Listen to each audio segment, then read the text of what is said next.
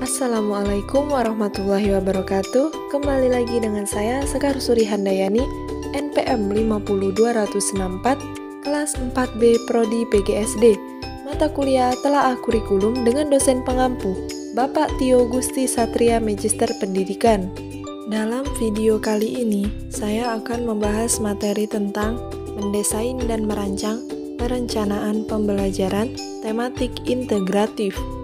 Perencanaan pembelajaran adalah proses pengambilan keputusan hasil berpikir secara rasional tentang sasaran dan tujuan pembelajaran tertentu, yakni perubahan perilaku serta rangkaian kegiatan yang harus dilaksanakan sebagai upaya pencapaian tujuan tersebut dengan memanfaatkan segala potensi dan sumber belajar yang ada.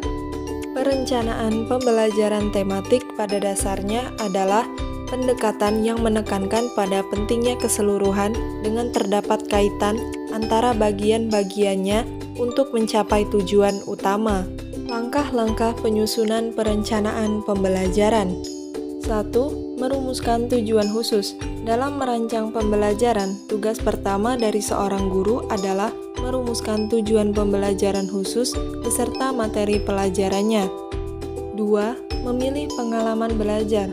Belajar bukan hanya sekedar mencatat dan menghafal, akan tetapi proses berpengalaman, sehingga siswa harus didorong secara aktif untuk melakukan kegiatan tertentu, mencari dan menemukan sendiri fakta. 3. Menentukan kegiatan belajar mengajar. Menentukan kegiatan belajar mengajar yang sesuai pada dasarnya dapat dirancang melalui pendekatan kelompok atau pendekatan individual. 4. Menentukan orang yang terlibat dalam proses pembelajaran. Orang yang akan terlibat dalam proses pembelajaran dan berperan sebagai sumber belajar meliputi instruktur atau guru dan tenaga profesional. 5. Memilih bahan dan alat. Penentuan bahan dan alat dengan mempertimbangkan keberagaman kemampuan intelektual siswa dan jumlah keberagaman tujuan pembelajaran khusus yang harus dicapai siswa. 5. Memilih bahan dan alat. Penentuan bahan dan alat dengan mempertimbangkan keberagaman kemampuan intelektual siswa dan jumlah keberagaman tujuan pembelajaran khusus yang harus dicapai siswa. 6. Ketersediaan fasilitas fisik. Fasilitas fisik merupakan faktor yang akan berpengaruh terhadap keberhasilan proses pembelajaran. Fasilitas fisik meliputi ruangan kelas, pusat media, laboratorium, dan lain sebagainya. 7. Perencanaan evaluasi dan pengembangan. Prosedur evaluasi merupakan faktor penting dalam perencanaan pembelajaran, sebab dengan evaluasi akan dapat dilihat keberhasilan pengelolaan pembelajaran dan keberhasilan siswa mencapai tujuan pembelajaran tertentu. Langkah-langkah yang perlu dilakukan guru dalam pembelajaran tematik integratif. 1. Memilih tema yang dapat disesuaikan. 2. Melakukan analisis surat keterangan lulus atau SKL, kompetensi inti atau KI, kompetensi dasar atau KD, dan membuat indikator. 3. Melakukan pemetaan kompetensi dasar dan indikator dengan tema.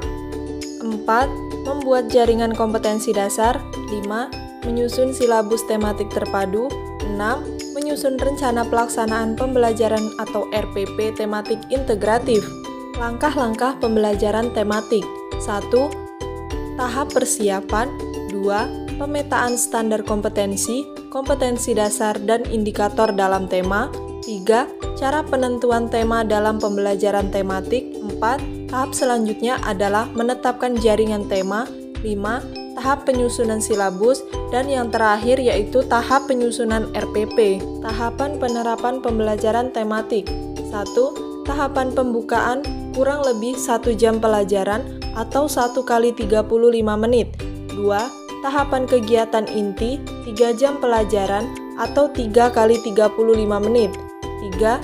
Tahapan penutup memerlukan waktu 1 jam pelajaran atau 1 kali 35 menit. Secara terperinci, langkah-langkah pembelajaran tematik adalah sebagai berikut. 1. Membuka pelajaran dengan cara menarik perhatian siswa seperti membacakan cerita, bertanya jawab, bernyanyi, melakukan permainan, demonstrasi, pemecahan masalah, dan sebagainya.